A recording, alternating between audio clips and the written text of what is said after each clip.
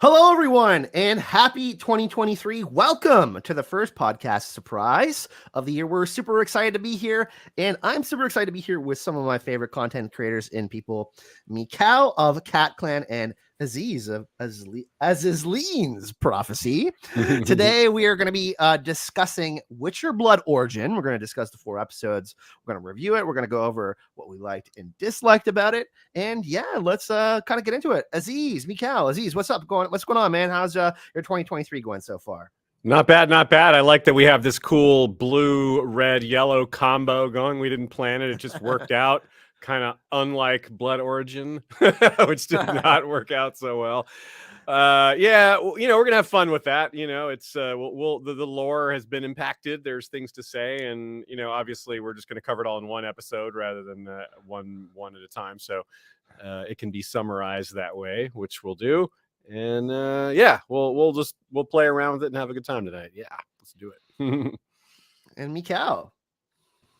I'm good. I sort of wish we had something that I was a little more enthusiastic about to talk about, but at the same time, it's kind of like a nice, slow intro. Like, this just isn't too taxing. We can just watch those 4 episodes, think about them, and talk about them. Yeah. We're going to go over everything. For those of you that don't know, we have 2 versions of the podcast, one we do on YouTube, and of course, the one we do on anchor.fm. You can find the link in the description of the video of all of our episodes. We have a nice playlist if you want to check out our pod. And of course, if you're reading the books, we highly, highly encourage you to catch up with us and get in on those episodes. We're going to continue that and up until the end of whenever we decide to do. So, but yeah. This is a particularly good time to recommend the books. Yes. Yes. And people have been asking about Witcher season 3. That will happen at a later date, more towards the summer and stuff like that. But yeah, Aziz, do we have a quote that we want to start off with? No, but we have a synopsis. We do. I went ahead and made a synopsis anyway. I didn't even do that for season 2 or season 1, but I figure we're doing 4 episodes here. We may as well do a little summary. And we do have one quote in there, so Michal will hit us up with a few sentences as well. Here we go. There are 3 elven nations at war for 1,000 years-ish. Constant violence has led to devastation, stagnation, and starvation amidst these 3 elven nations. One of the kings gets them to come to a peace summit, but his chief mage and conspirators use this as an opportunity to assassinate all these leaders and seize power, creating the new Golden Empire of Elves. This involves reorganization and restructuring, further political killings, and new means of wielding power. They rule through the political figure Merwin, daughter of the assassinated king. Throughout the series, she attempts to cast off the puppet strings by plotting against the original plotters while looking extremely fancy. The chief mage and de facto leader of the new regime, Baelor, has an ultimate goal to master chaos, to not just rule their world, but others. He intends for them to also solve their food and resource problems via taking from these other worlds, which they can access through gateways powered by the monoliths. Yes, the same monoliths among which Ciri shattered one or more through that's the 1,200 years later or so. Because he had a plan and is such a powerful sorcerer, Baelor's conspiracy had many powerful members and others who fall in line afterwards and now run various parts of this new empire. As part of the sweeping changes, this long-standing clan military structure that had existed for a long time is dissolved, which is facilitated by killing many of the clan members.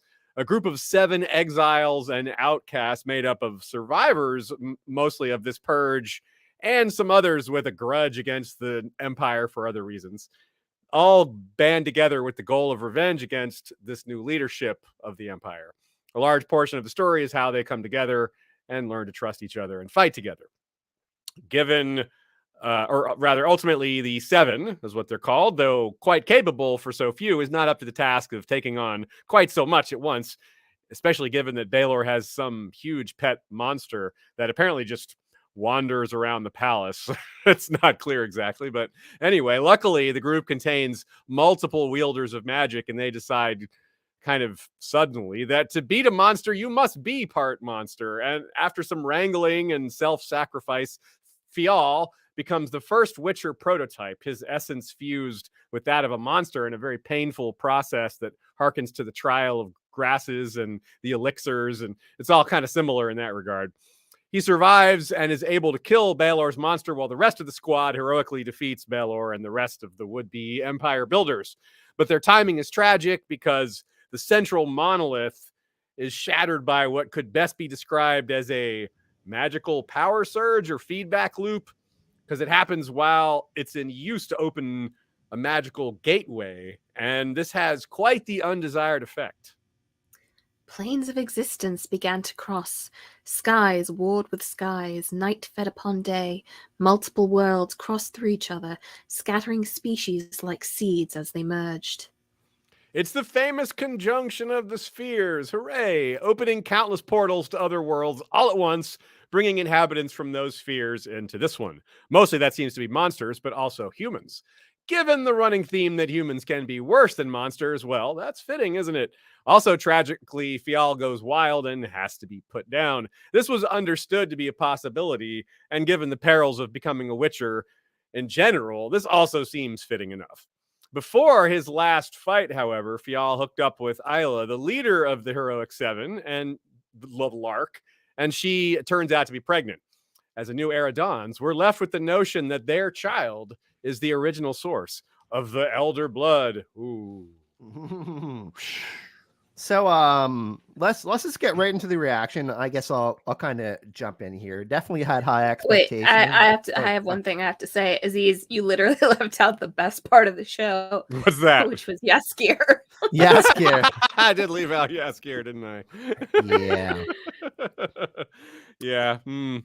Joey Not my Beatty. most thorough synopsis ever. I wasn't quite as inspired as I usually am. For some reason, I don't know. Michal, are you ready for Joey Beatty Thirst Traps 2023? Yes, please. I so need that. Let's jump into the reaction. I think consensus among all of us. We've had some conversations about this, and didn't quite live like up to our expectations for sure. And I think that one of the things that I can say is that this definitely needed more episodes. 4 episodes was definitely not enough. And, some things were definitely rushed. For me personally, there was parts of it that I did enjoy because I love the Witcherverse, but I just didn't feel as strong a connection, of course, as, to characters like Geralt and Ciri and Yennefer, and just the overall world of The Witcher that's been built so far as the Witcher Netflix goes. And yeah, like there was characters that I really enjoyed. I was talking to Aziz before you got on, Michal, and joined us. Like I love the elements of kind of like the RPG elements of it, through the 4 episodes, like getting together and like picking up a new party member and like going on a new adventure and like learning more things about these people, and you find things that you have in common with them and like common goals. Like I'm an RPG lover. That's like something that I absolutely love about fantasy, and I think that everybody can kind of get behind this idea of fellowship.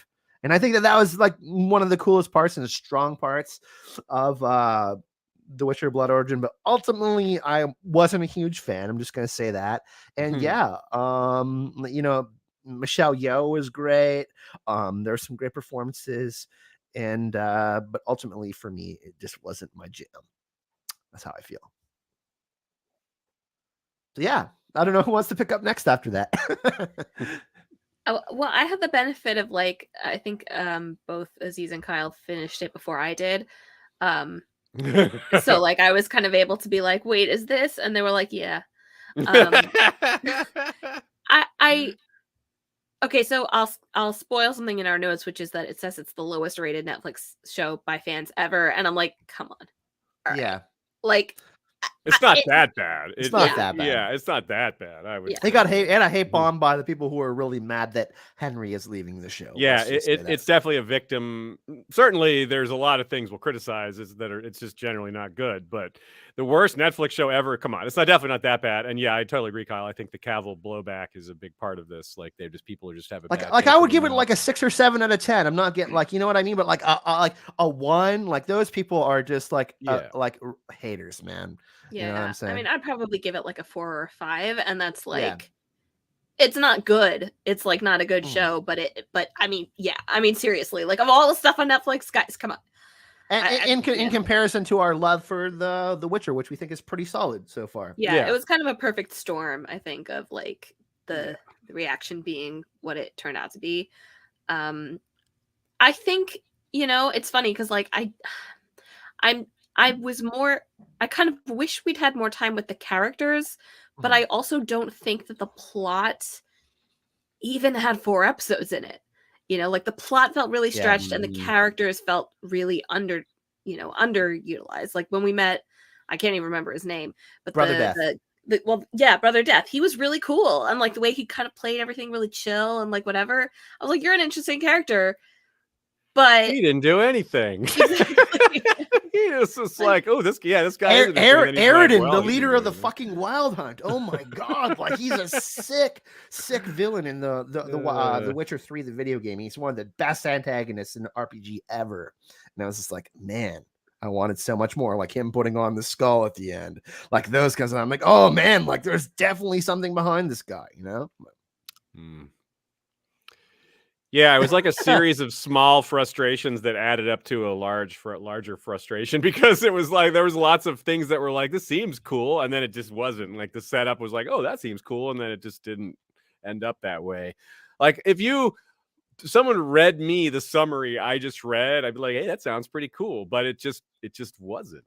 Like the actual reality, it wasn't. And it's like you said, Michal, like some parts of the story were just not strong enough, and some of the characters were pretty cool, but definitely other things like the motivation for certain characters, some of the actors weren't that good.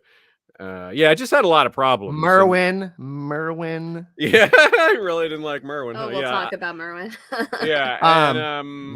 Like Fial was fine, and Isla was pretty good, and Meldoff was funny and pretty good, but some of them, Baylor was kind of cool. He was cool. Yeah, he was fine. He wasn't bad, but I didn't think he was that Lenny good. Henry.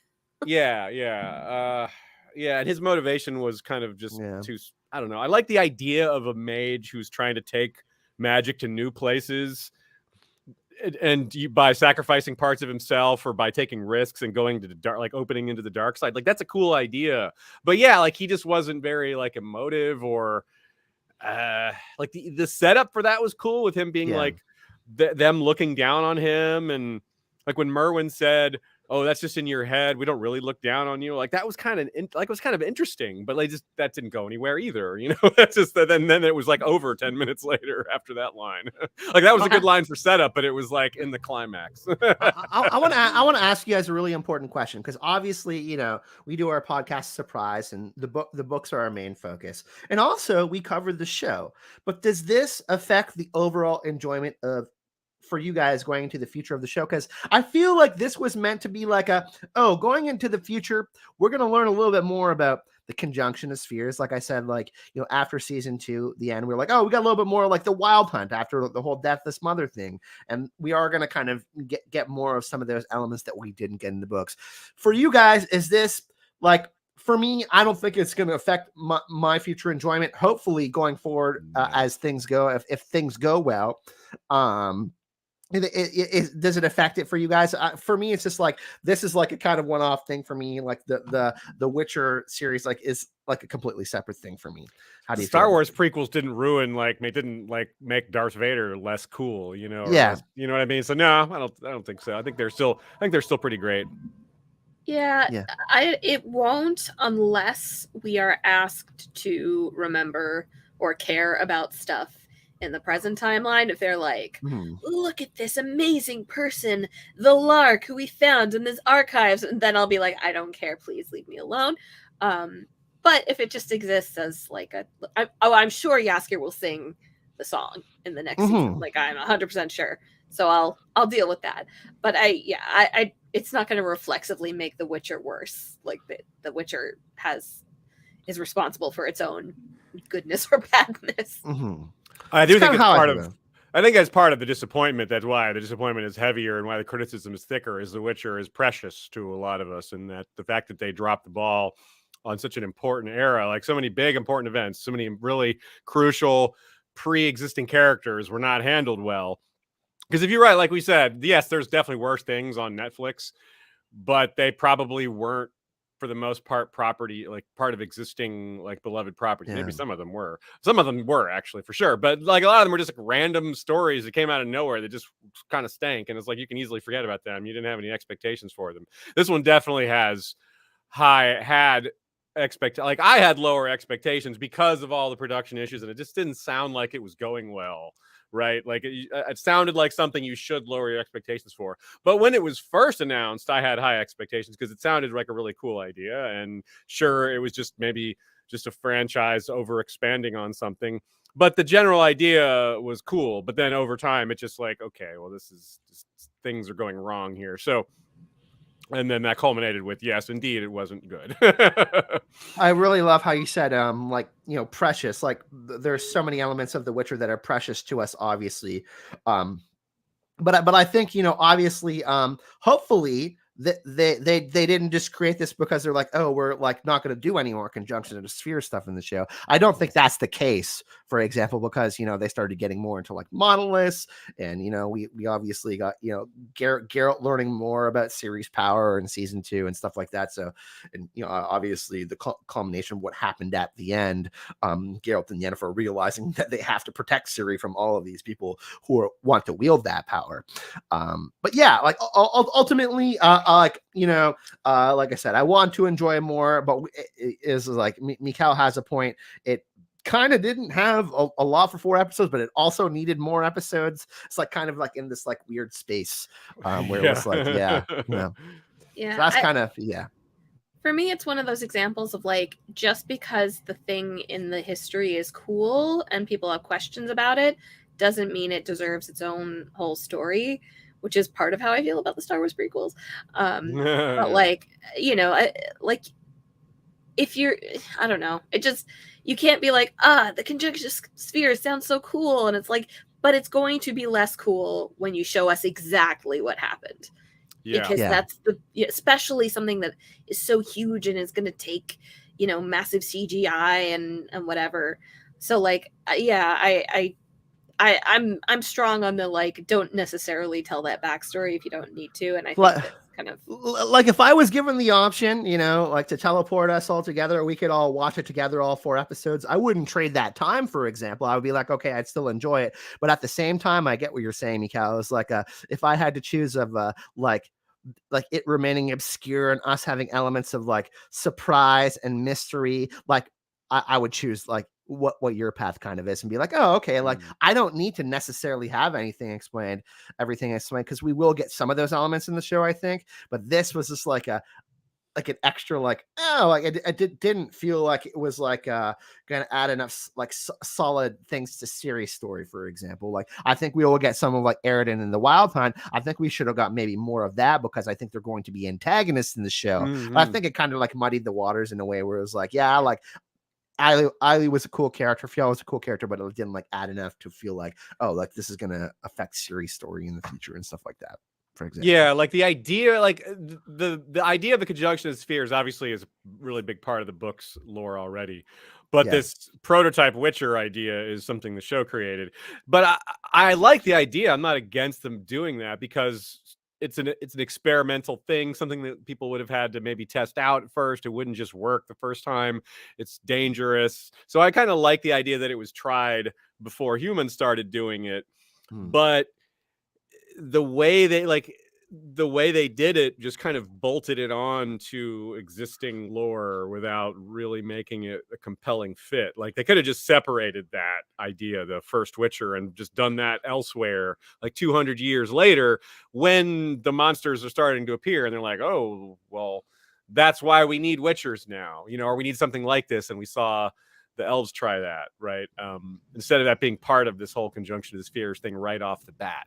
Right, like before. So they just packed a lot of important lore into a short span, when maybe it would have been better to do some of them, or like you say, not do it at all and just leave it mysterious, because it's kind of neat having it be mysterious. It's kind of better having it be unexplained, at least one or two of these things.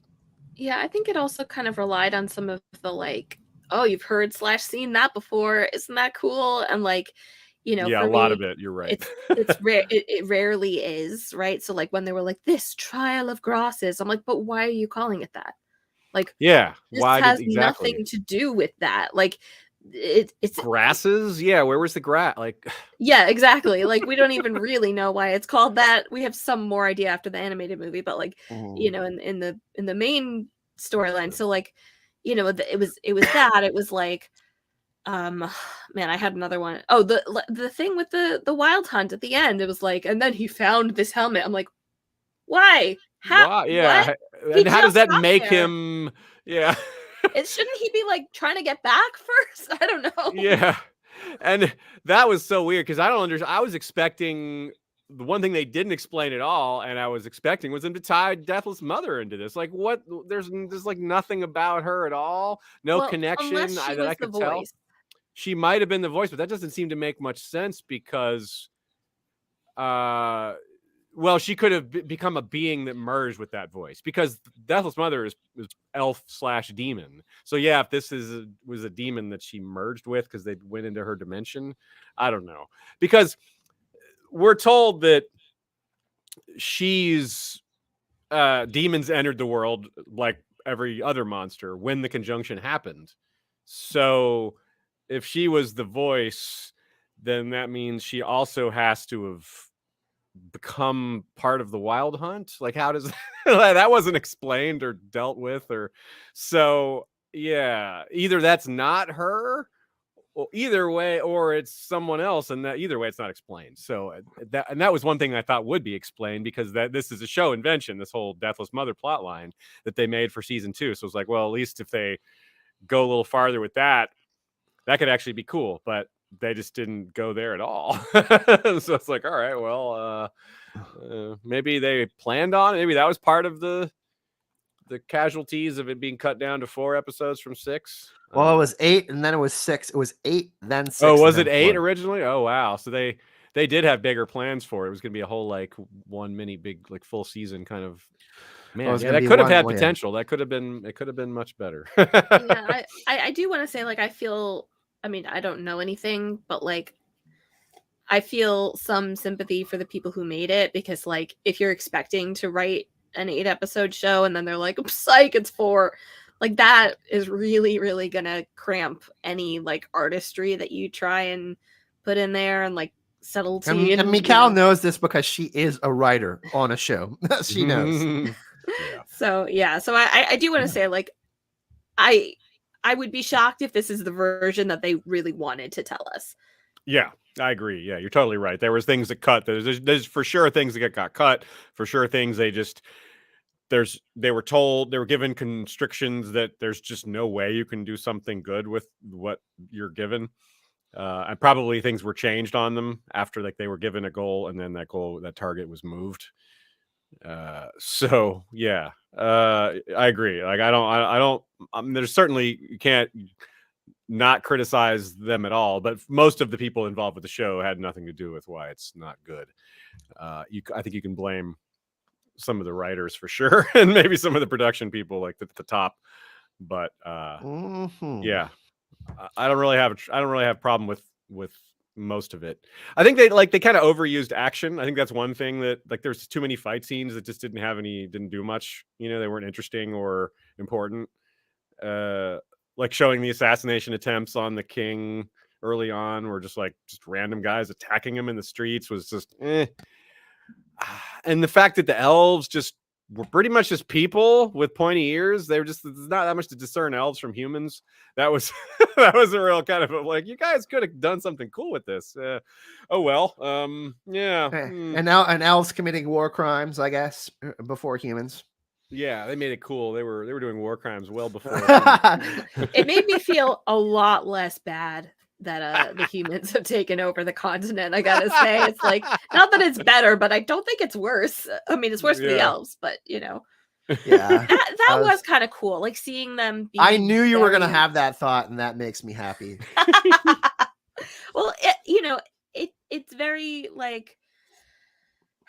in a way, it's interesting that they did that, the kind of like, I guess, perception of The Witcher, which is that like it's about humanity being the real monsters, and I was like, oh, the elves are the real monsters too. And but like I do feel that, I don't know, something different other than, especially like such a human thing like class, like not that you can't deal with class in a fantasy setting, obviously you can, but if you are specifically making a distinct show about a distinct society, I feel like you could have found another negative thing to kind of like make the, I didn't really buy all the like, do you hear the people sing like, oh, they hear a song and now they're gonna fight, like wasn't really. Yeah, and Yeah, it was there's cheesy. definitely definitely different levels to the class stuff, like me and Aziz were talking about. We talk about forbidden love and love beyond borders and stuff, and we got the different class, and you talk about the class systems, and we have this protector Fjall having and making love to Merwin, and then it's like, oh my god, it's just this like terrible thing, and like I didn't feel anything personally for their relationship, like at all. And it was just like, oh, and I was just like,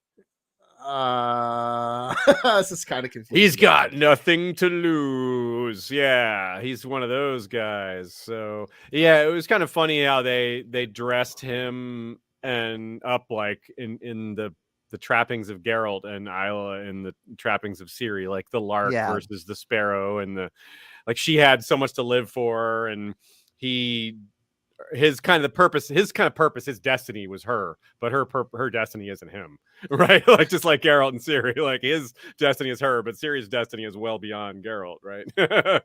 And I did think one thing was cool was the way they foreshadowed it with the medallion, who was going to be. They fought over kind of heroically who would get the injections and all that, which that was kind of neat. But with the medallion, like he was the one wearing a silver medallion at first. And then she steals it from him, but then he takes it back. So, which is kind of like the way they argued over it too, which is kind of what he did too. To like she decided that she was going to do it, and then he just sneaks in there and starts the ceremony before her. So that was kind of cool. I thought that was nice, a little subtle thing there. But it was also kind of telegraphed in a lot of ways, which is fine. Nothing wrong with that. Like he's the dog clan instead of the wolf or whatever, there's just all these little things that kind of add up to that. I do feel like a lot of things went predictably. I feel like, you know what I mean? I was like, this is, okay. Like yeah. It was like they did telegraph things a lot, and it was like, okay, like some things, like as soon as the whole trial of the grasses thing, I knew right away that Fjall was going to do that. It was just like, you know what I mean? Like you knew that was going to happen. They didn't just telegraph it; they told you. So like, the opening narration is like, here's what the story is, and then like at each episode's like, and then there were 2, and then there were 3. I'm like, well, thank you, I have to pay less attention now. Like after half the scenes they would recap them, and I'm just like, don't do that. Well, wait, because I was losing track, so I needed to know how many there were that time. Aziz from History of Westeros, the little encyclopedia of A Song of Ice and Fire, lost track. I can't Guys, count I to can't 7, do math. right? I can count to 7. I mean, seriously, it was, and like, and one really cool character, don't remember her name, the dwarf. Meldoff, yeah. Meldoff. She was awesome. And I'm like, what cool. are you doing here? You belong in such a better show. Like, why are you here? Why are you meeting with these people? What? It's like they wanted to have a dwarf character, which great, but like it would have been hilarious to have like Meldoff, Brother Death, and like Eiley like going around the continent and like doing like fun Witcher shit, like like the edge of the world type shit. You know what I mean? Yeah. Like, I would have loved that opposed to this. Wouldn't y'all? Absolutely. Yeah. Like that does sound like a better story already. Yeah. Hire me. Like she was funny. She had like most of the funny lines in the story. Like she was the comic relief, but also funny. Like we just talked about counting. We were joking about counting. Like I could count how many times Brother Death killed someone because it was once. But Meldoff, like you lose count. She was just like killing people left and right, so because she's a badass or whatever. And they had that joke where Gwen, which is Yen, Gwen and Yen is like Gwen, Yen, Jen. It's all the same name, right? And she's like Lilac and Winterberry instead of Yeah, gooseberries. that That was was hilarious. funny. Yeah, there was quite a few like little Easter eggy moments that they were putting in, and I thought it was like cool, like cool throwback to The Witcher. It was like it was cool. It's such a fine line. Like some of this stuff is Yeah. going to work for people, and like Yeah. it's going to work for different people or not work. Like for me personally, the less I liked the show, the more those things annoyed me. Because Yeah. it was like, don't try and like make me feel like I'm watching The Witcher. Like, be your own thing. Like you can inherit such good stuff from The Witcher, like the weird mix of like serious and humorous, and like the inappropriate humor, and like the cool battles and stuff like that. You don't have to take right, exactly. You don't have to take the stuff, the other, like all the stuff. Yeah.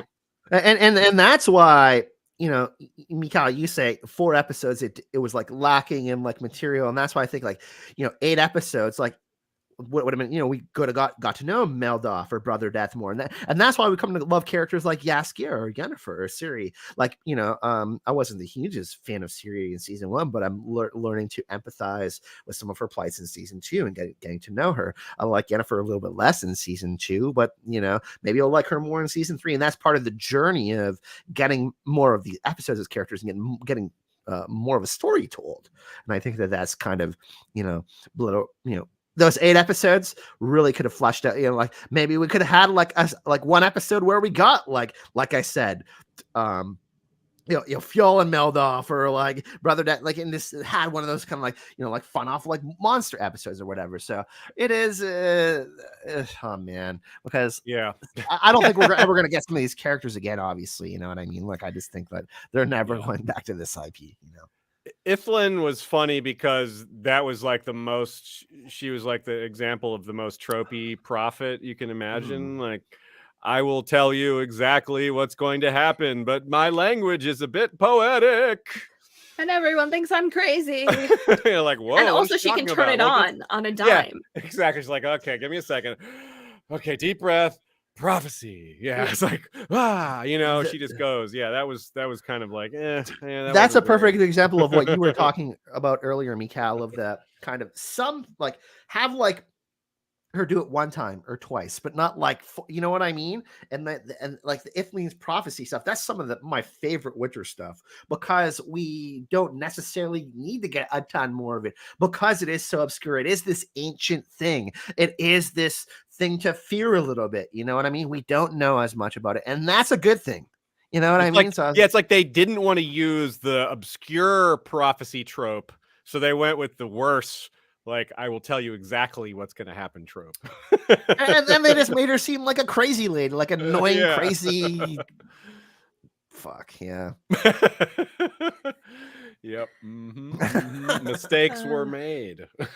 Yeah. I will say I did like the theme, like the kind of like mix of like Western and like beat whatever. I can't even really recall it now because I watched it like a week and a half ago, but like I remember being like, okay, I could jam to this. This is kind of cool. Yeah. I can't recall it. Get it? Recall it. Hey. There was some like pretty good music. Some of it, like then they overused some of it also, and then there was weird stuff where like there was like 2 different styles of music playing at once, which was very off-putting. But some of it was pretty good. Some of the music was genuinely solid. And I love the first song from Miley. That was like one of my faves. Yeah, that was fun. That was pretty good. Yeah, I did like that.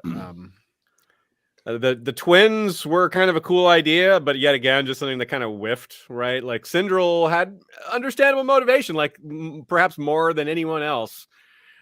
He helped enable what Balor was going to do, which was just the consequences of Balor being able to open these gateways was devastating to like all elven kind and other races and other spheres everywhere. So Sindral's motivation, you could really perceive that.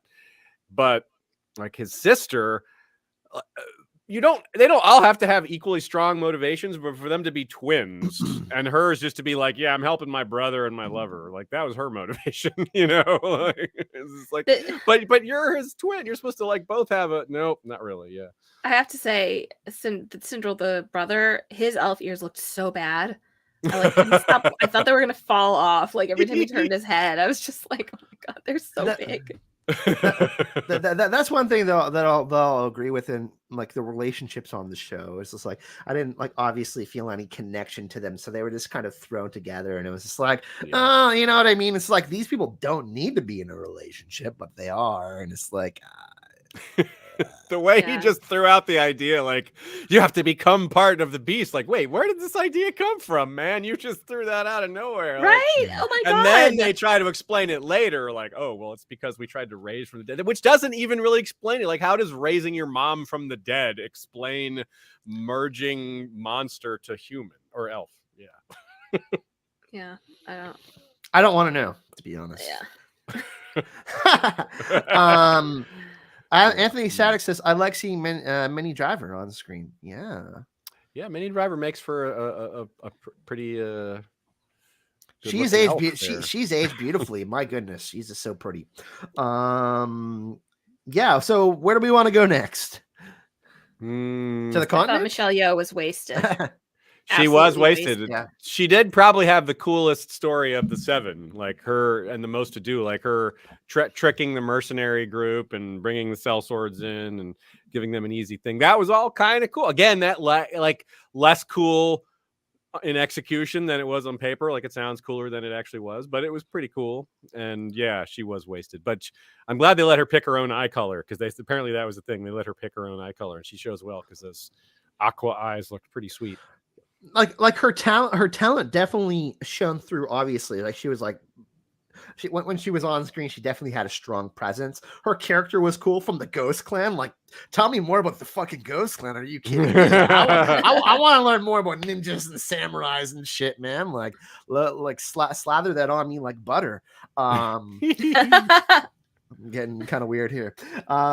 Weird beard. But yeah, I would Michelle Yeoh, you know what I mean? Gonna feel kind of sorry for her too, you know what I mean? She had to do all this press, and there's like definitely a lot of awkwardness because people were asking questions. Well, it's only 4 episodes, and she like just won Best Actress on Golden Globes like last night, though, didn't she? Yeah, she won it last night, right? She's doing fine. She's like, Blood Origin, what? But you know, Anthony brings up another point. A big fan of Michelle Yeoh since Crouching Tiger, Hidden Dragon. There was like kind of some of that element there with her character, and I was like, oh man, but it's like, oh, you know, it's just didn't have enough time. It just wasn't cool enough. Yeah, like her fight scenes were the best, but they weren't that good. Like a couple of moments were really cool. But again, they just like sick. Again, they went with quantity over quality. There was like a lot of fight scenes where they could have maybe made them. Yeah, the one where she gets hurt, I was like, this whole fight just happened so that she could so that Eiley could be a dumbass and that, you know, Michelle Yeoh could get hurt. Like that was, it felt so obvious and like whatever, you know. But I mean, yeah, she was good with what she had to work with. I don't really have any major issues with like the actors, period. But like, you know, just somebody of Michelle Yeoh's caliber, who has done also such great, you know, sci-fi fantasy stuff, you know, to see her in kind of like a little bit of a copy paste role, which is to me felt like what it boiled down to was disappointing. They could have called it Trope Origin.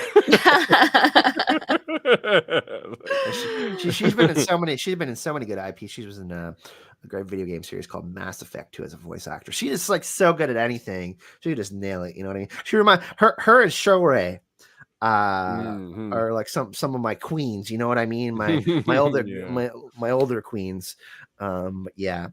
She tried her best, and you can definitely tell like she like it would have been cool to learn more about her character in the Ghost Clan and whatnot.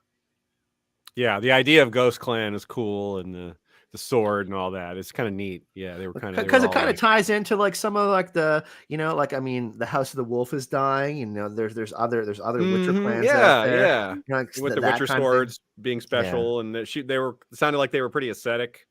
So they were like, you know, shunned like wealth and things like that, status maybe. So that, they did sound kind of cool. Like monastic maybe is the right word. I'm not sure.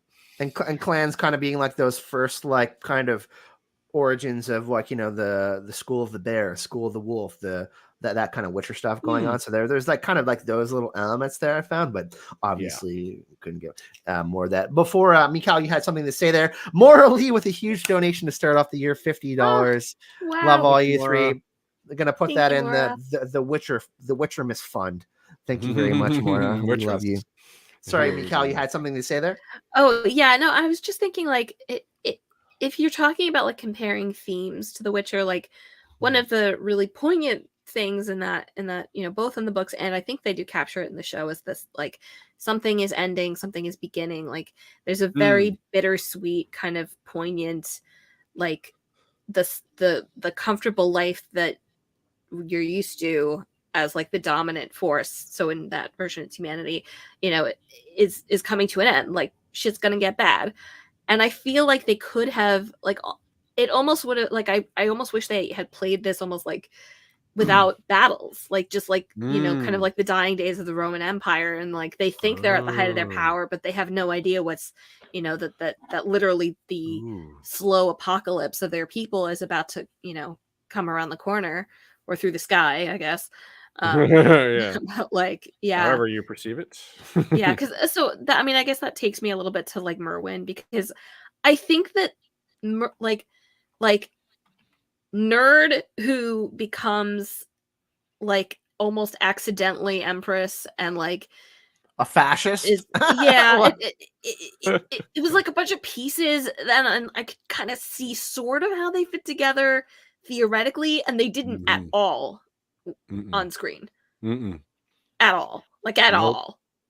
Yeah, like again, another example, like this is the running theme of like there was a good idea here, but it didn't come out. It didn't work. Yeah, like because then they kept, like you said, multiple good ideas. It kind of collided. Yeah, and they kept trying to go back to the like my brother was going to sell me off to be a womb for another king, and it's like, yeah, that super sucks, and like that is something you could feel sad about, but like or sympathetic toward, but like she kind of only goes back to that when she's like being like, I'm super evil, but it's because I was going to be sold out, and like like that doesn't. Like yeah, and it has some of the same themes of Nilfgaard, in the sense that Nilfgaard is trying to assimilate these other nations and become this empire and become this kind of like it's this industrialization. It kind of has some similar vibes to that, but Merwin just didn't connect for me personally, as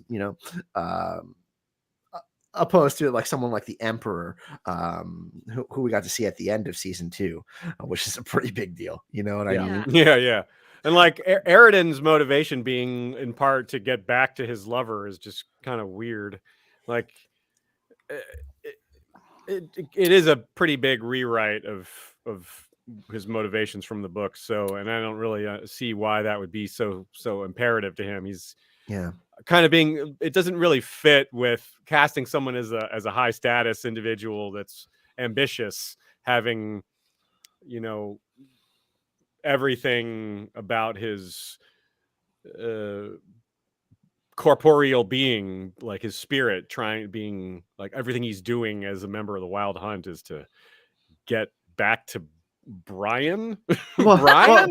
That's his name. Oh my god. Well, Aziz, even in The Witcher 3, The Wild Hunt, it doesn't really even align with his character there either. Like he's trying to get Ciri for the same sort of reason that Emhyr is trying to get her. In the sense that, you know what I'm saying? So it doesn't really. It's weird. It's, I don't know. It's kind of. Yeah, it's for power, though, which that, that's an old story, but it makes sense because that makes sense. But like, just trying to get back to Brian is a little weird. Like, why has he had so much trouble? What is this, like quantum leap where he just can't quite get to the right time and place to find Brian? Brian. And like they were trying to also throw in like the class difference. They can't be together, and it has to be a secret. And it's just like. That's one scene. I'm not gonna care after one scene. I'm just not. There wasn't enough of that. Yeah, like that could have been. We have way more scenes with him and Balor or whatever. They could have completely cut out that relationship for me personally. Like I said, the relationships really didn't land for me, and it wasn't because it was LGBTQ stuff. I'm just gonna say that straight up. Of course not. Yeah. But like for me, like Eridan is such a powerful character. I've talked countless times about how much I love The Witcher 3 and him being one of the best antagonists in RPG history. You make Brian a woman, it doesn't make any difference. Yeah, no. It still sucks. Yeah, but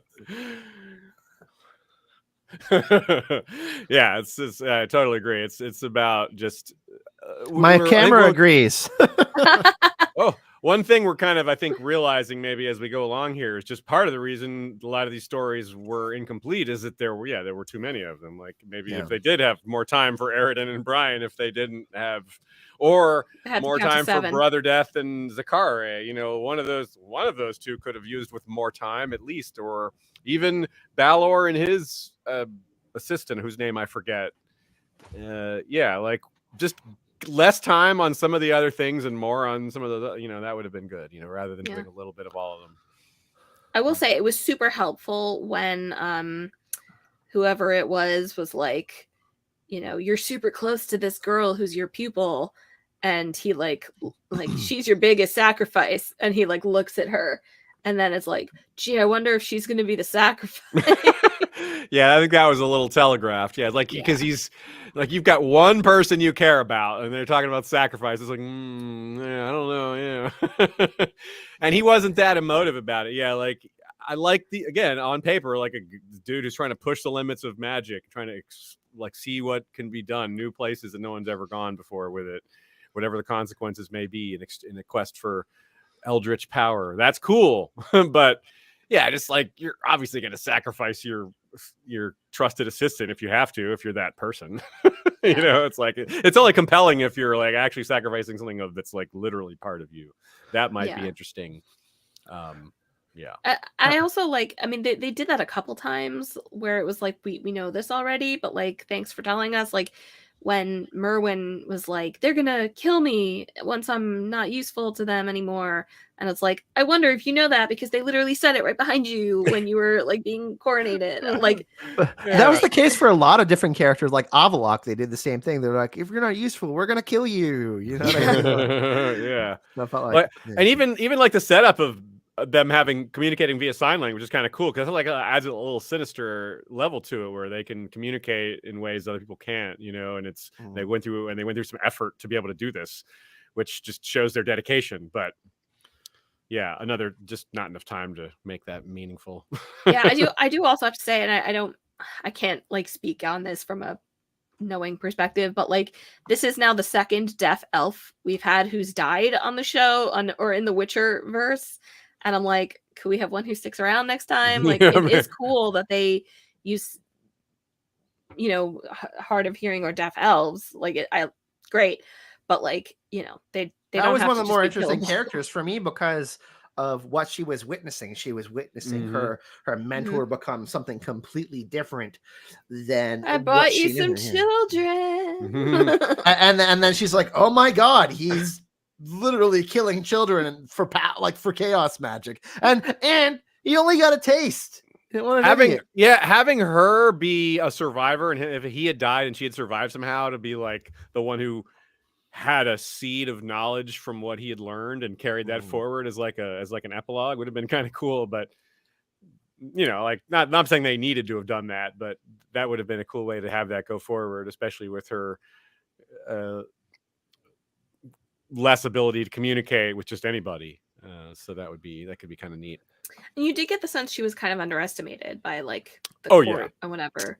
Yeah. So that would have been really interesting. Yeah, that another character that had potential that didn't really come fully fruition. Because also she could emote and evoke things in a way that we as an audience were trying to understand. She couldn't communicate like everyone else. So you got like evoke and emote the terror of her mentor sacrificing children for this crazy, insane reason for talking to a spirit. You know what I mean? Like, that's pretty crazy. You know what I mean? Like, how's she going to communicate with other people that this is probably not a good thing that's happening? You know what I mean? Or maybe try to overthrow him or something like that. But I don't know. Just or see her do some magic, right? If she's his apprentice. Yeah. I mean, because obviously she must know stuff if she's like apprenticing for someone as powerful as Balor. You know, like, I mean, he was clearly an advanced sorcerer. So, yeah. I liked it. It's a good example of like one sentence things that I like, one that I liked and one that I didn't like. I liked that Meldoff just kind of casually mentioned that, well, it wasn't that casual. Actually, she kind of complained a little more, like rightfully righteously complained about what the elves started doing with the monoliths, because she said the dwarves raised them initially and used them more for like sustenance rather than power, and that was kind of neat. Whereas Avalak just like running in the room and going, hey, wait, actually, we can also use the gates to travel through time. Let me go study this some more. Zoom, and he leaves again. Like that. It's like, what? And for those of us who like fantasy, we know elves is like these, like, you know, Lord of the Rings and these other IPs know them as these great builders, these like great blacksmiths, these great builders of empires. And so for them to do like something cool and magical, that was like really unique. And I was like, yo, like, and then it's like elves delving into magic. Yeah, that's cool. I like that. That makes sense for them. Having big empires and cities was like, that didn't feel quite right from what we had been from book lore, which isn't super well explained, but they weren't building giant cities. They had, you know, gathering places, and like you could call them cities, I guess. But they weren't like that. That's the way I pictured it. Yeah, that being more connected to nature and life and kind of the order of things. Yeah, as opposed to like more like material things. I would have thought there'd be trees like as part of the cities, like built in, and like stuff like that. Yeah, more nature incorporated. But it was very much and you like can still do corruption. You can still do like the, you know, the I can't think of the word, but like the frailty of the spirit, you know. Have the trees withering or something. That would be kind of a neat way to show.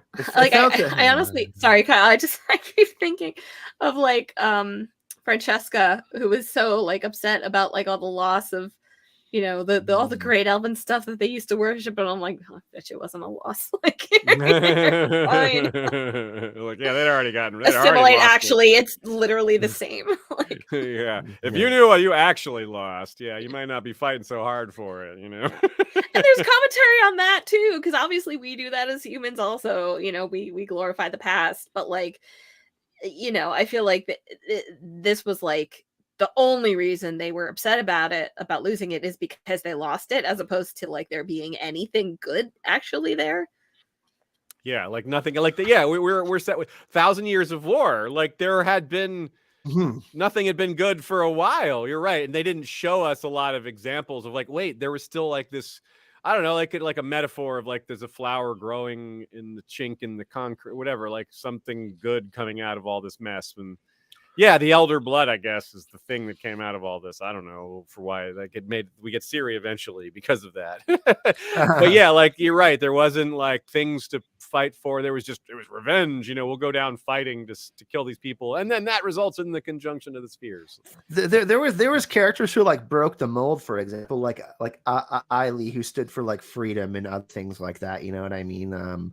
Like the right to choose. This is stuff like that. But obviously we didn't get to go more deeply into that, but it felt like kind of like the elves were like what was happening a little bit out of place with the elves for me.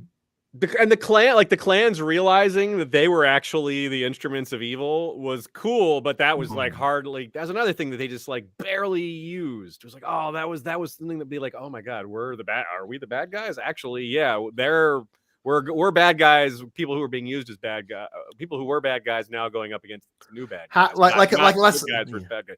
But yeah, that's just like that was dangled as like an idea, then kind of not you. Yeah. Let's say we had episode 4 and episode 6. Maybe in episode 4 or 5 we could have had like some sort of council of clans where they were like, oh, like these are our values, and like them talking about like, oh no, this is not really important to us, but this is, you know, kind of like getting a little bit of these because we did get the sense of like a little bit of like Michelle Yeoh's character's values of like the Ghost Clan, like things that weren't important to her. Like she was more interested in spiritual things as opposed to like, you know, big sprawling cities and, you know, growing a military, for example, you know what I mean? Stuff like that. But that seemed more elfy than, you know, stuff. Honestly, the more I think about this, the more I really wanted them to just be to just not have like a military conflict, and for it to just be about like a society losing itself. And like, what if they were trying to stop the conjunction of spheres, and the entire stakes is like they don't stop it? Oh, yeah, like someone wanted to do it, like they were like, "This is what we have to do," or someone's trying to do it for whatever other reason they have. Or they have to stop someone like Baylor from using magic and using these magical elements, these things that the dwarves build, these monoliths, and that's why it's going to happen. Like, oh, okay, we need to stop like people continuing this quest for power, being drunk with power, and being like, oh, okay, like there's this like faction of elves that are, you know, like kind of reading the tests in the history books in a way, in this prophecy that in the same kind of way that people use Christianity for their own power and for their own, like, you know, self-aggrandization and stuff like that. You know what I mean? It's like they could have been done so much differently, huh? Yeah. Morley says, I wonder how much the author was involved with this production. I think 0, Mora. Yeah, I think 0. Yeah. But I mean, he's not involved with the Witcher series proper either. So like, one thing you got to say about Sapkowski, he is very, at least from all appearances, unprecious about what people do with his story. Like he's not particularly, you know, hands-on. He doesn't really care. And that obviously can have like big flaws, but also it can allow for a lot of creativity. Like I'm sure you see in the video games and in the original show. So I wouldn't put that down as the reason why this sucked. And part of the reason the show happened is because the video games sold literally 50 million copies worldwide. It is one of the top 5 selling video games like ever. It may have one of the most number of canons of any like franchise. Yeah, that's like a good there's point. multiple game canons because there's just video games and RPGs and Gwent, the card game. There's the original show. There's this show. There's the books, obviously, the main thing, and then there's comics as well. And he's allowed fan, like he had a fan fiction contest and stuff for his world. Also, there's just so many. He's just cross continent Aziz. Europe, westernized culture, you know, Witcher 3 The Wild Hunt being so popular, like a westernized video game culture, but also this huge folklore, this huge following in Europe as well. So it's like this, like, you know, sometimes we see things are very centralized to one country, where this is kind of like this thing that is like, you know, that really originated in Poland, but also kind of permeated Western culture and became this huge success. So cross-continent, continents. Yeah, I didn't know The Witcher was a book series when I first heard about the show. I was like, about the video game? They're making a show on the video games? Okay. And now they are doing that with The Last of Us, so we'll see. Speaking of, quick plug for myself, I'll be doing an after show after every episode, everybody in chat. So hopefully you're excited for that. I'm doing a preview stream on Friday. That's the reviews are amazing so far. All the critics Hype got is their huge embargo. for that, yeah. It's gonna be. I beat number 2 on the channel. I did a full playthrough. It's not like a huge thing for a channel because I'm not a gaming channel, but yeah. But this is a Witcher podcast. So Pedro Pascal again playing the role of Space Dad. He's getting so many roles. Yeah, or just and actually he's gonna play Geralt of Rivia. Yeah, no. Yeah, didn't you guys hear? Liam Hemsworth is already out and replaced by Pedro Pascal for season 5. Yeah, every season it'll be like Doctor Who. Guys, just be a new Geralt. If they change the lead again, I'm going to have to jump into a freezing river. What if it's what if it's a compromise and it's just a different Hemsworth? So it's kind of the same. That's it, chat. This is my last pod. I will not be coming back. Aziz and Michal will be taking over the podcast. Surprise! Maybe a Hemsworth or a Skarsgård. Just it has to be one of these, one of those families. Just want to give a shout out to everyone in our live chat tonight. Morley, the one and only Tinkerbell, the House of Black and White, Kolnitsky. I see Michelin, Anthony Shaddix, Rick Hoppy, Rob. Just hope I'm not missing anyone. Anybody that's also not joining in the live chat, if you're watching us, we really, really appreciate it. Like I said, we are going to be continuing Witcher content, but we felt like we wanted to talk about Blood Origin, and you guys wanted to talk about it too. Thanks for getting silly with us. Yeah, we knew we couldn't just. We knew we had to cover this one a little differently. Yeah. Can I rant for a second about Merwin's costumes? You should. I'm curious what you have to say about that. She, at very least, looked the most like different than everyone else. Like, what is? Yeah, everyone else. I can't even remember what anyone else really looked like. But Merwin's like, she always looked, well, Do tell. He looked. I mean, I can't I don't understand. I'm not a costuming expert or anything, but it was like they were made for a different show.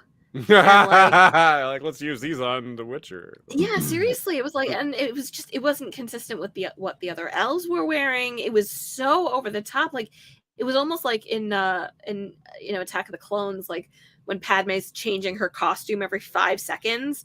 I don't know when she had time to do that, but at least it looks fab. It did not look fab. And also her makeup was ridiculous. There were a couple times she blinked. I'm like, your eyelashes are out here. Dude, like what? Who? The thick blue, the like crazy eyeliner. I'm like, I can't believe you can blink. Like your eyes must just be dripping shut with all the weight of that. Whatever. I'm not a makeup artist. I'm not a designer or whatever. But like, I just thought it seemed like absolutely absurd. You're a designer of cool thoughts. You're a designer of cool thoughts. And these are not that. I don't know. I just thought like it also like. I thought it took away from the character also, because like if her whole thing is like she's kind of like this nerd who's like into like the science of the conjunction of spheres and like whatever and wants to do research, and like, obviously not that nerds can't be super fancy, but it didn't allow for a subtlety of expression that the character really needed. And like the moment where she dies, I actually thought like the acting in that moment was really good. And like you could see her kind of cycling through a bunch of thoughts and whatever. But like for the most part, it was just like all I can see is the makeup and the crazy whatever that's going on. It wasn't, it was like they knew her character, they hadn't written her character correctly. So they kind of substituted character for like costume. And add a little more character via costume, and it didn't really work. Yeah, exactly. It was too different. Like you said, the fact that it didn't match up with like anything. Yeah, they just didn't seem to have a consistent cultural like theme going with the elves, different elven cultures, or the clans had a little bit of that, but not even that wasn't very distinct. Yeah, and I mean it was kind of funny because I read. Whatever chapter we're up to, chapter 4, I think, of the first Blood of Elves. There you go, Blood of Elves. And like Triss has that whole thing about how the elves invented makeup and eyeshadow, but she's like, lightly, don't do it a lot. I'm like, see, it clearly wasn't meant to be done this way. She did get the greater self-confidence part, though. That true. Part worked. Sorry, go ahead. No, you go ahead. I was going to say, speaking of more, we have Maura Lee throwing a coin to all of you three for all you do. So her second donation of the evening. Thank you so much, Maura. And then we have Michal. This has been fun. Love the pod. Why, thank you. Okay, so if anyone's familiar with the prequel show that didn't happen in the Game of Thrones world, Blood Moon. This is like a tale of two prequel shows where HBO is like, this isn't up to our standards, even though we spent over $30 million and hired Naomi Watts and all these famous people. No, we will axe this thing and not let it see daylight. No one will see this ever. This is like Netflix is like, we have no choice but to move forward. It's like the same kind of scenario, but they just went ahead with it and they're like, HBO's like, see. And we want to say, there are people in the chat saying that they enjoyed it. That's cool. I enjoyed parts of it too. Guys, there's nothing wrong with that. We are mostly lovers here on the pod.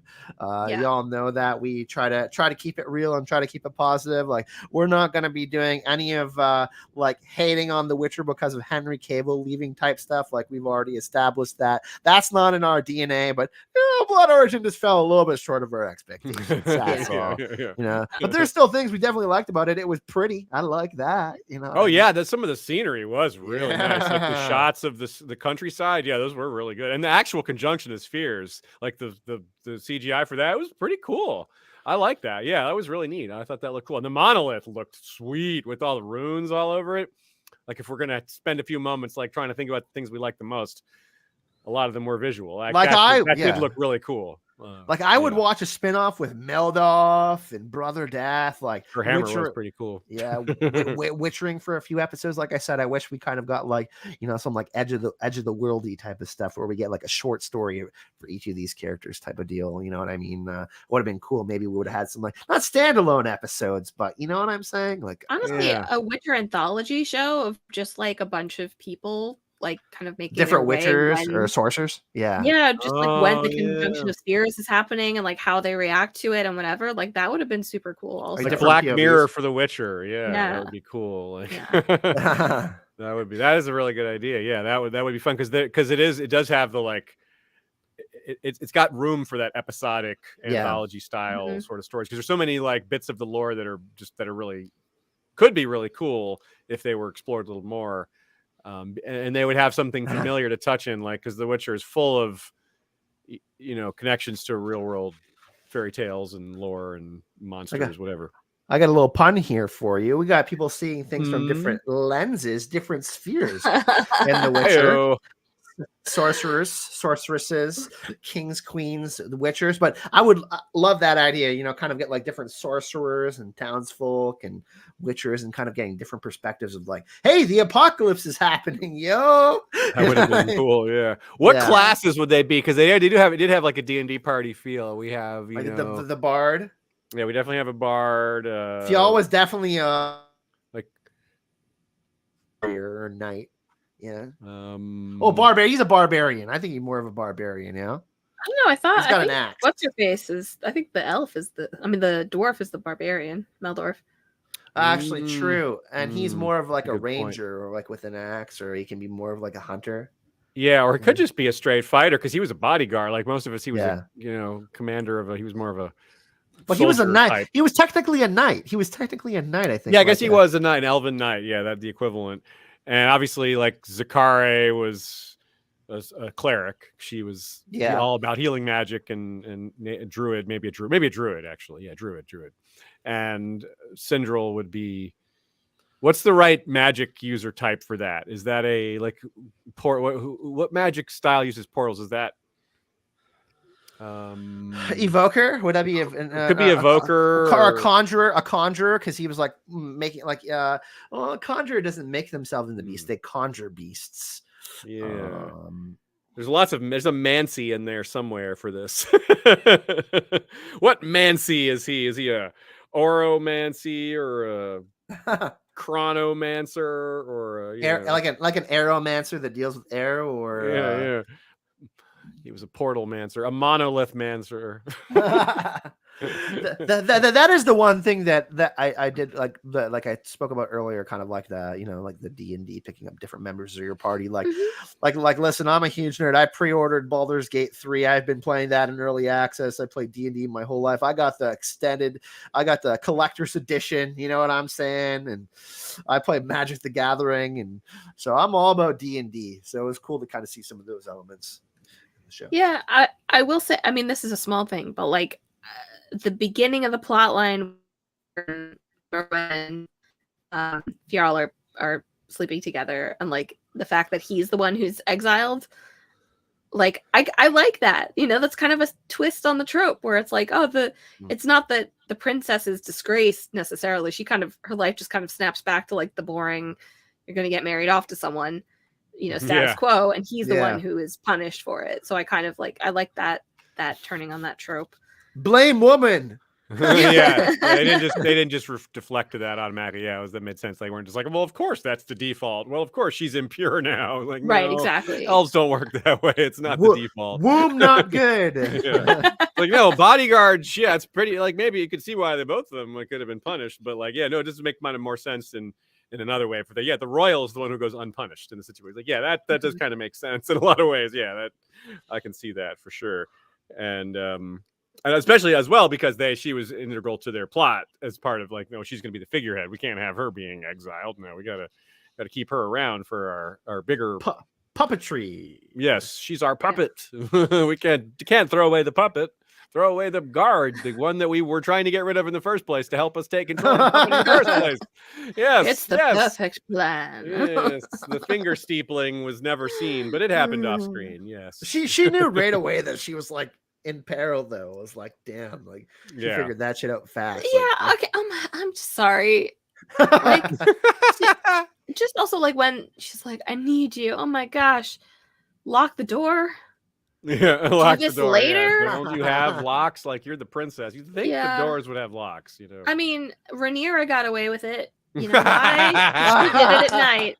So like, yeah, with the guy who was guarding her door, like not some other guy. You know, like those doors open a little bit too easy when they're banging, in my opinion.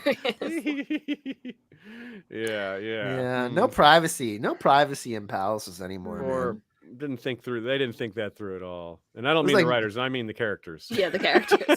Well, do you think it was like close to lunch and they were like going to deliver food and they were just like, it was like just the middle of the day? It's just like, damn, they're taking a siesta right before lunch, man. Like, oh, but we elves never have lunch. This is really unusual. Lunch is a rare thing for elves. Oh my god. Yeah. This is where we get to the funny moments of the pod, and you're supposed to laugh and chat. None of us watched it multiple times like we do with the other things, so I didn't like write down the funny. Like there were some funny lines, but I don't remember them. But I wasn't going to watch it again to write it down. Most of what Meldorf said, most of her lines, especially when she was just talking to herself. She's like petting her hammer, like as if like it's like, you know, like some sort of animal, like a dog or something. I don't know. I thought it was. Yeah, she just had comedic delivery. Yeah, timing. Yeah, I would really love to see that actress again. She had a ton of fire and would. Yeah, I hope she gets good exposure from this. Right on. Yeah. Do we have much more to say about Blood Origin, guys? Probably not. I'll say that I am such an easy target for songs in like old timey shows with, you know, played on lutes and all that stuff. I have both of the Witcher songs on my iPod, like they get played regularly, and like it turns out you can have too many songs because like when Eiley was like singing to Fjarl or whatever, I was like, no, we're not doing Natasha Romanoff lullabying the Hulk. Like, why are we doing this? It's like Beauty and the Beast. No, I don't like it. Also, I didn't like that he like actually became a monster. I was like that seemed like it was supposed to surprise us, and I'm like, I'm surprised, but not in a good way. Like, yeah, that wasn't interesting because like the monster he was becoming didn't look anything like the monster he was spliced with. It was like this weird, like amorphous abomination type deal. He was turning into like a wolf dog kind of bear creature. Like, didn't really make a lot of sense in that regard. And it's also like it took away, I thought, from like the discomfort he was having earlier, which was like, you know, oh my god, my senses are so intense, my heart's beating so fast, and like whatever. Like that of itself is quite upsetting and difficult, and you know, a challenge to integrate. So I didn't like that it was all like, oh, but he actually was scared because he was going to turn into a real monster, and it's like. Man. Yeah, I think you really hit on something there. If they had made his, like, he just couldn't live like that. If he had just, because like his senses were just going nuts, like he could hear like everything and smell everything, and it was just too much. Like this, he couldn't get used to it, and that would have taken more time, though. You know, you could just like, how are you going to show that in 15 minutes, right? But that would have been better. Like that would have been maybe not better, but it sounds better to me anyway. It sounds like more compelling. Like, yes, he just, which goes to show like that fits with the idea. This is a prototype Witcher. They had to. You got to calibrate these little, like a little less of this type of grass, a little more of that, a little more. They did inject monster jelly. To be fair, he got injected with monster. I mean, you know what I mean? Like but then don't call it a Witcher because that's not what a Witcher is. Yeah. Like this is some monster or elf monster thing. And like the whole point of Witcher, not the whole point, but like.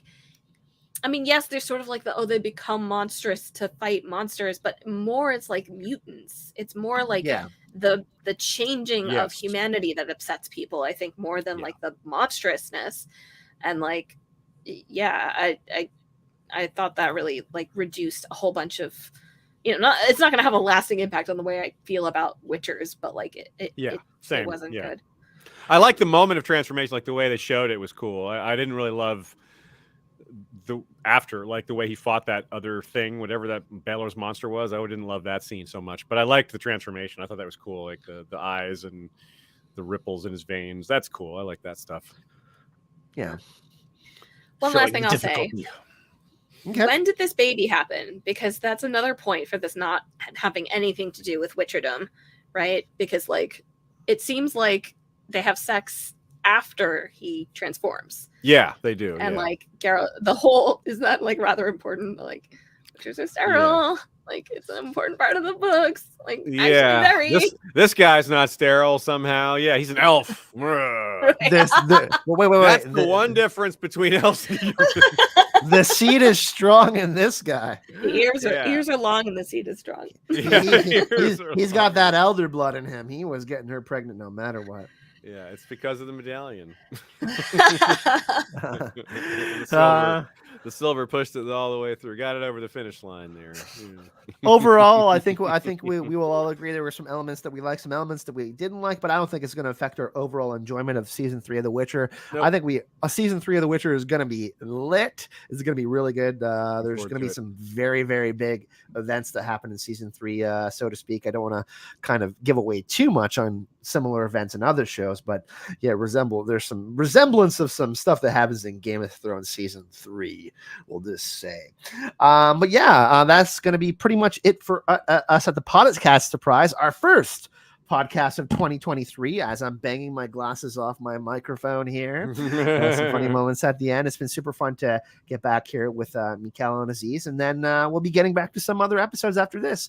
I believe what chapter is next for chapter 4 of Blood of Elves, or 5? The one where Triss almost poops herself to death. There's gotta this one happens. That's true. Yeah, she's right. Yeah, chapter 4. Yeah.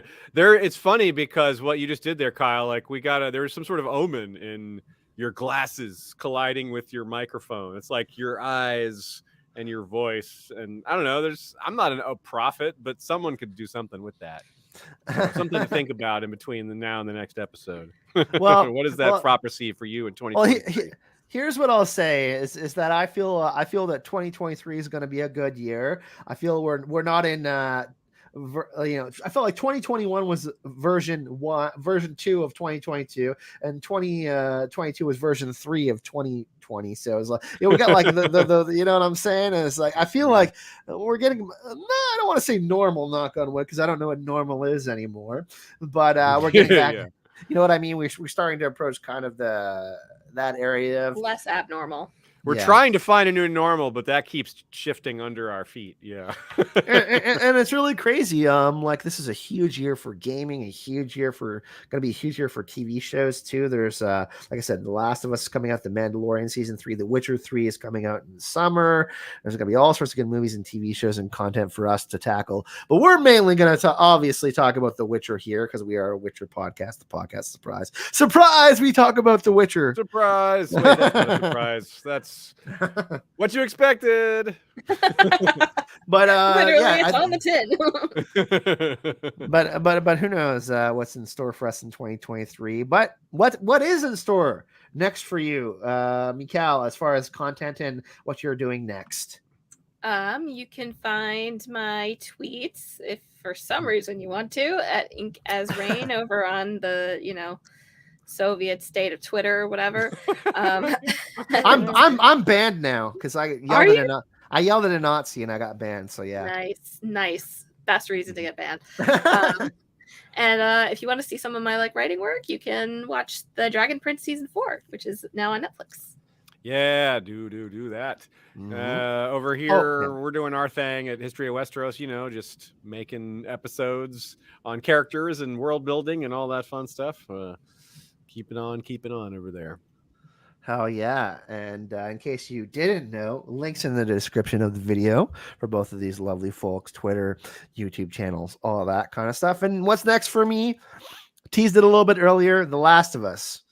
I'm going to go nuts on it, okay? I feel like I got a little something. I got a little chip on my shoulder. I got a little something to prove with the channel again. I'm feeling I told this, I'm feeling 99%, Kyle. Yeah, there you go. Yeah. Because that 1% I'll never get back after losing my mom, my best friend. But that's okay. I'm feeling good mentally, physically. This bronchitis, I'm trying to kill it, but it doesn't, I still did okay tonight, hopefully, for y'all. And looking forward to Friday, a live stream during the day. Gonna go over all the critically reviewed reviews of The Last of Us. We're going to talk about the characters that are going to be in the show, kind of everything you need to know about The Last of Us, and then I'll be doing an after show. So Last of Us until The Mandalorian and Witcher all mixed in there. That's a beautiful salad of content for 2023. So yeah, super excited to be back with the pod. Thank you so much for everyone that joined us. Of course, for the donations, from 2 donations from Morley and 1 from let me scroll up here. Just want to make sure I'm getting this correct. Michalin. Yeah, thanks for joining us, and we shall see you in the next episode of the podcast, everyone. Thank you so much. Bye. Bye-bye. Bye.